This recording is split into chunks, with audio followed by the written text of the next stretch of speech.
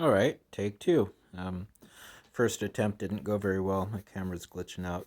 So what I did, instead of picking up that Ranger rear end this weekend, I went ahead and started working on getting the rear fender wells attached to the frame.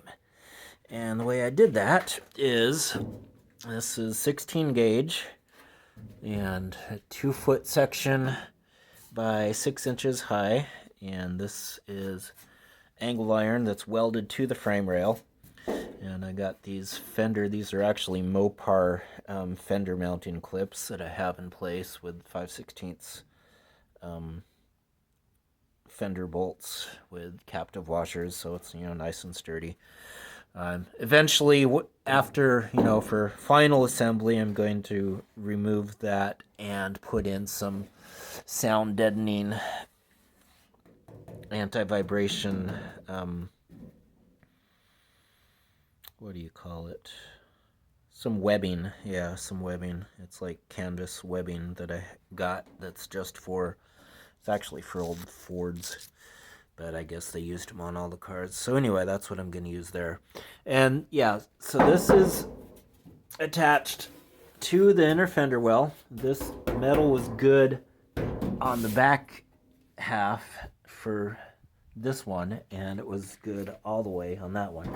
I'm going to end up, if we can get in here, I only welded up to this section right here because everything forward, the metal is just really pitted. So I'm going to end up forming a new inner fender with 18 gauge and putting that in place, and then I'll just lap weld it right along here and then seal it up really good, and then I can continue attach the rest of this mounting plate. That's basically what it is. It's a body mounting plate.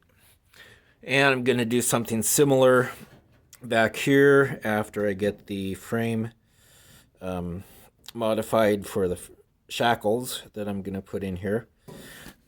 But by doing this, by putting these mounting plates in, I'm going to be able to remove the rear fenders, and that way I'll have more access to the frame to do the necessary welding and fitting for the leaf spring shackles.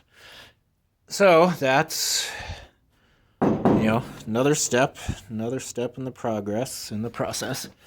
And for the back here, this trunk lip is a formed piece of, I think it's also 16 gauge, might be 14 gauge, I'm not sure. Anyway, it's pretty heavy steel, and of course the bottom is all rusted out, obviously. So I'm going to do clean it all up and use more of the fender mounting clips, and just one big piece of 16, or probably a couple pieces. I'll have to piece it together, but more 16 gauge with a little kick up so that it will line up with these holes, and I can use the same type of fender clips there to hold that in place, and then it'll just be welded to the back of the frame.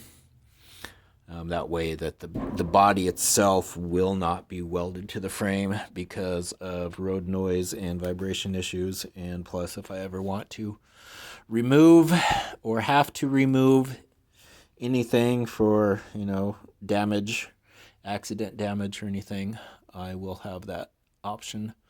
So that's what's going on there. And yeah, that's where she is this evening. So next step, I believe I might do this plate first, just to get rid of that wiggle. It's pretty solid. It's pretty solid just by doing these two plates right here. It's pretty solid. But I think what I'm gonna do, I will do this rear plate to just really stiffen it all up. Then I will form this other section of the inner fender.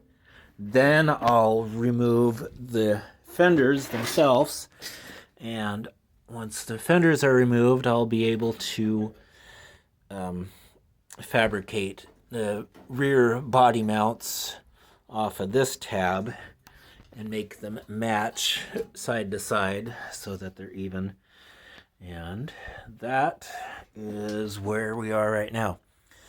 So, on that happy note, like, share, subscribe, and I will talk to you guys later.